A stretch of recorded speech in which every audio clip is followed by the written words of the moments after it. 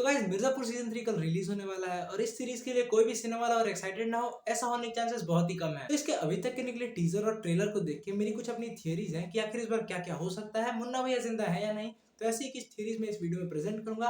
अगर तुम्हारे कुछ थ्योरीज है तो तुम भी बता सकते हो यार। तो मिर्जापुर सीजन 3 होने वाला है गुड्डू का मिर्जापुर पर राज करने के बारे में और कालीन भैया का शरद के साथ मिलकर गुड्डू को बर्बाद करने की कोशिश करने के बारे में। हालांकि सीजन 2 भी इसी बारे में था, जहां कालीन भैया पॉलिटिक्स में घुस के राज करने का सोच रहे थे और गुड्डू लाला के साथ मिलकर कालीन भैया को बर्बाद करने की कोशिश कर रहे थे। मतलब तख्ता पलट हो चुका है, अब बारी कालीन भैया के कमबैक की है। तो टीजर और ट्रेलर देख के मोटा मोटी कहानी का अंदाजा लग ही जाता है। जहां अगर ये शॉट देखे तो ये हो सकता है अभी गुड्डू पंडित का इंट्रो शॉट हो, जिसके बाद स्टोरी आगे बढ़ेगी गुड्डू के फन एलिमेंट की ओर, उसका मिर्जापुर चलाना, अपना दबदबा बनाना, अपने पावर का यूज करना। जहां इन्हीं सब के बीच में अपना शरद जौनपुर में एक अलग टीम बना के कालीन भैया को अपना लीडर बना के और उन्हें वापस से मिर्जापुर का कंट्रोल देने के बारे में सोच रहा होगा। और इससे होगा ये कि वो बाद में कालीन भैया को निपटा कर मिर्जापुर का सोल कंट्रोलर बन जाएगा, जो उसका बाप रतिशंकर शुक्ला हमेशा से बनना चाहता था पर कभी बन नहीं पाया। वहीं बिहार में चल रहे हलचल की बात करें तो जैसा कि पिछले सीजन में दद्दा त्यागी को लगा था कि मरने वाला छोटे त्यागी था ना कि बड़े त्यागी, और बड़े त्यागी बच गया था, पर एक्चुअल में ऐसा नहीं हुआ था। और ये बात हमें विजय वर्मा के इंट्रो शॉट से और उसके डायलॉग से पता चल जाती है,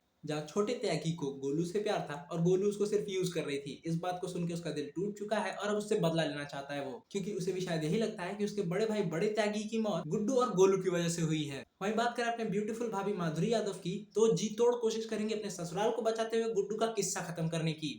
पर उन्हें क्या पता उनकी सासू माँ पीछे पड़ी हैं गुड्डू के, और उनकी कोशिशों का शायद कुछ असर होता भी है, क्योंकि इन दो शॉट से पता चलता है कि गुड्डू अरेस्ट हो चुका है, वो जेल में है जहाँ पे लड़ाई हो रही है। अब जहाँ तक मुझे लगता है कहानी ऐसे बढ़ सकती है कि पिछले सीजन में जब लाला अरेस्ट हुए थे तो उनकी हियरिंग के लिए कोर्ट में सब जाते हैं, जो कि इस सीन में तुमको दिख जाएगा। वहां पर कोई हमारे गुड्डू भैया पर अटैक करने आता है और उनको हमारे गुड्डू भैया जॉन विक की स्टाइल में पेंसिल से निपटा देते हैं, जो कि इस शॉट से पता चलता है। इसकी वजह से उन्हें जेल हो जाती है, जहाँ पे जेल में भी उन्हें मारने का प्रयास किया जाता है, पर अपने गुड्डू भैया तो ठहरे पहलवान आदमी, वो अकेले ही निपटा देते हैं। फिर गुड्डू पंडित अपनी पावर का इस्तेमाल करके जेल से बाहर आ जाएंगे और जब उन्हें पता चलेगा कि अपने कालीन भैया शरद की शरण में जौनपुर में बैठे हैं, तो वहाँ एक बार वो अटैक जरूर करवाएंगे, जिसका ग्लिम्स हमें इन दो शॉट्स में दिखता भी है। अब यार टीजर और ट्रेलर में कहीं फेस टू फेस सीन तो नहीं है, पर मुझे लगता है कि एक बार कालीन भैया और गुड्डू पंडित ये दोनों आमने सामने आएंगे जरूर, जिसके बाद गुड्डू पंडित उन्हें मारने की भरपूर कोशिश करेंगे, पर खासा कुछ होगा नहीं। हाँ, इसका असर ये जरूर होगा कि इन दोनों को एक दूसरे को मारने के लिए जो आग जल रही है वो और ज्यादा भड़क जाएगी, और हो सकता है ये लोग मामला फिर सीजन 4 तक लेते जाएं। अब यहाँ एक बोनस थ्योरी जो मेरे पास है कि मुन्ना भैया जिंदा है या नहीं, उसको लेके ये है कि मुन्ना भैया जिंदा है।